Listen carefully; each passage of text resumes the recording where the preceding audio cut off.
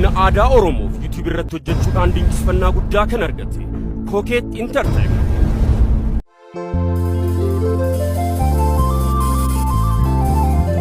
Akkam jirtu yaa lammii gaafa rakkoo aduun nu ba'uuf jirti jabaadhu kaaya komoo dhiboota tidhaa jira kormata lamarrata ajjechaan kuni maali yoom nurraa dhaabbatay Finfinnee biyya abbaa koo diina kamiisa maree goonni guraara lataa sirrattuu fannifame eessa jirta boora koo farda siidaa dabalee garmaamee natti kottu anoo sin barbaadaare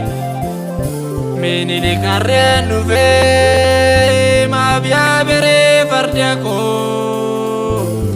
diinni boroodhaan seenee na saamaaree biyya koo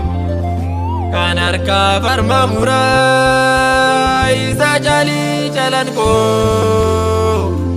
seenaa baddeeffannaa jabaadhu kaaya komoo.